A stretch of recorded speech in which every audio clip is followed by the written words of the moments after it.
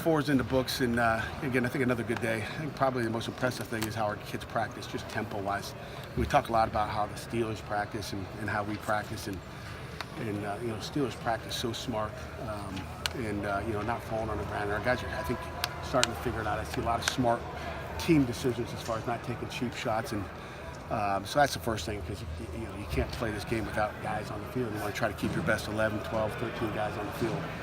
So health is obviously important, especially in the spring when you don't have as many bodies, when you have all those guys from Pro Day yesterday that aren't in the mix. So, but overall, good day, physical. Kids played hard again. I think cleaned up details from Tuesday, and again we continue to install new things. So we had some third down stuff in. We had red zone offense and defense in today, so we got some looks at that. You said the other day you feel like the defensive line's obviously ahead of the offensive line at this point. What are you looking for those guys on the defensive line? What do you if you know that they're going to be ahead of the guys that they're going against all the time, what do you still want to see out of them? Well, you know what? When you say that, I mean, then you go today and the offense comes back. So they're punching back and forth. I mean, there's times where the offense is running the ball. So I mean, when you talk ahead, you're not saying it's like the D line's here and the O line's way down here. I mean, it's a back and forth thing. I mean, there's times when the offense got the best of the defense too. So it goes back and forth. But when you look at overall, just with the use that we have on the O line, you got to say the defense is ahead. And we have some, we got a lot of mature guys. Everybody on defensive line has played last year. They're not a guy up there that hasn't played. So that's when you say they're ahead, just because when you look at the big picture. But the O line's doing some nice things, and the quarterbacks are doing a good job of getting the ball out, and that makes everybody's job a lot easier. When you did your offseason evaluations and Charlie did his and Randy did his, did you get what you needed out of the defensive line last season? No, you never do. I mean, when we went through every play, and maybe half of the plays we went through twice, just to go look at it a different way. I mean, sometimes we'll look at a front or a coverage and a blitz, and then sometimes we'll go back and watch a formation. So you're seeing those same plays over and over. You're looking at a situation. You're constantly trying to get better. Nobody's good enough, and I think you continually, even if you think you're good, then we're trying to get even better. And I think that's what we try to take out of those winter studies. Have you seen Patrick Jones sort of season on some of that momentum he generated in the bowl game? You know what? Not yet. He's lost a couple times. He had a little sickness. Not that matters, but so he's been just maybe not as good as you want to. He's over there with mom right now, giving her a hug. So he's just he's had a little stomach virus or whatever, and so we're just trying to get it back from that. So, but he will. I guarantee that he's been locked in and ready to go.